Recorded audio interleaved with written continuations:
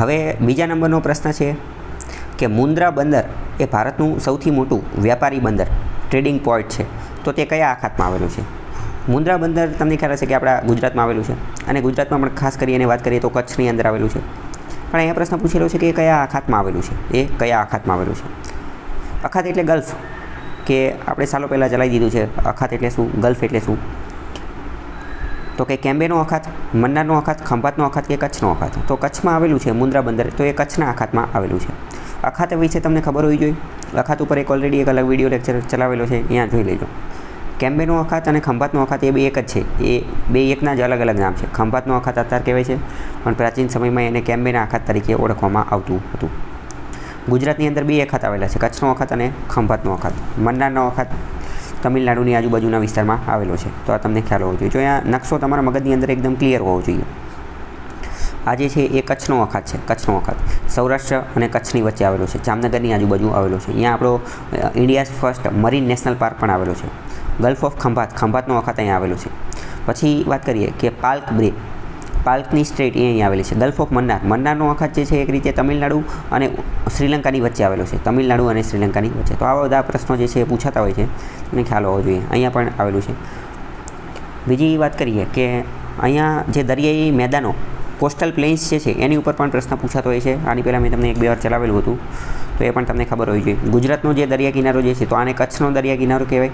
એની નીચે આને કાઠિયાવાડનો દ્વીપકલ્પ અથવા કાઠિયાવાડનો દરિયા કિનારો કહેવાય. આ જે છે એને કાઠિયાવાડનો દરિયા કિનારો કહેવાય. પછી આ જે મહારાષ્ટ્રવાળો વિસ્તાર જે છે આને કોંકણનો દરિયા કિનારો કહેવામાં આવે છે.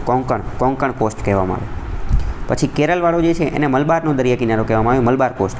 અને આ બાજુ જે તમિલનાડુ આંધ્રપ્રદેશવાળો વિસ્તાર જે છે એને કોરોમંડલનો દરિયા કિનારો કહેવામાં આવે, કોરોમંડલનો. એની ઉપર જે છે એ નોર્ધન સરકારનો દરિયા કિનારો કહેવામાં આવે. ઓડિશા જે છે, ઓડિશા એને ઉત્કલના મેદાનો કહેવામાં આવે, ઉત્કલના મેદાનો. તો આવો પ્રશ્ન પણ અમુક વાર પૂછાતો હોય છે કે કયો મેદાન જે છે એ ક્યાં આવેલું છે, કે કોરોમંડલ જે છે એ કયા રાજ્યમાં, કોરોમંડલનું મેદાન ક્યાં જોવા મળે છે, મલબાર કોસ્ટ ક્યાં જોવા મળે છે, કોંકણ ક્યાં જોવા મળે છે, એ તમને ખ્યાલ હોવો જોઈએ. કચ્છ તો આપણને ખબર પડી જાય, કાઠિયાવાડી ખબર પડી જાય. ઓડિશા ઉપરથી ખબર પડી જાય ઉત્કલ, ઓડિશા અને ઉત્કલ. જનગણ મનની અંદર ઉત્કલ બંગા જે વાત કરે, તો ઉત્કલ એ ઓડિશાની વાત કરે, બંગાળ એટલે અહીંયા બંગાળની વાત કરે, એ બે આની જ વાત કરતા હોય છે. તો કચ્છ અને કાઠિયાવાડ ખબર હોય, કન્ફ્યુઝન થાય આ કોંકણ, મલબાર અને કોરોમંડલ. તો એને તમે એવી રીતે યાદ રાખી શકો કે એ લાઇનમાં છે. કઈ રીતે લાઇનમાં છે? કોંકણમાં 3 શબ્દ છે, મલબારમાં 4 શબ્દ છે અને કોરોમંડલમાં 5 શબ્દ છે. તો લાઇનમાં યાદ રાખવાનું 3, 4 અને 5. કોંકણ, મલબાર અને કોરોમંડલ. કોંકણ મહારાષ્ટ્ર અને ગોવાવાળો વિસ્તાર જે છે અહીંયા. કોંકણ રેલ પણ ચાલે છે, કોંકણ રેલવે. મહારાષ્ટ્ર ગોવા વચ્ચે જે રેલવે ચાલે અહીંયા એને કોંકણ રેલવે કહે છે. અને એની નીચે કેરળવાળો વિસ્તાર જે છે અહીંયા મલબારનો દરિયા કિનારો, અને આંધ્રપ્રદેશ તમિલનાડુવાળો વિસ્તાર જે છે એ કોરોમંડલનો દરિયા કિનારો. કોંકણમાં 3 શબ્દ, મલબારમાં 4 અક્ષર અને કોરોમંડલમાં 5 અક્ષર. 3, 4, 5 એવી રીતે કોંકણ, મલબાર, કોરોમંડલ એવી રીતે અમારે યાદ રાખી લેવાનું.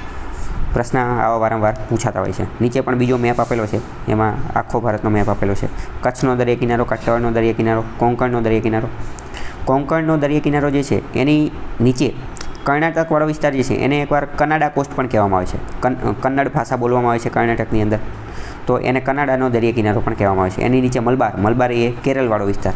મલબાર ગોલ્ડ તમે સાંભળેલું છે, એ બધું એની આજુબાજુ જ છે. આંધ્રપ્રદેશ તમિલનાડુવાળો કોરોમંડલ અને એની ઉપર નોર્ધન સરકાર અને ઉત્કલ કોસ્ટ. તો પ્રશ્ન વારંવાર પૂછાતા હોય છે. અમુક વાર એ પ્રશ્ન જો પૂછાતો હોય છે.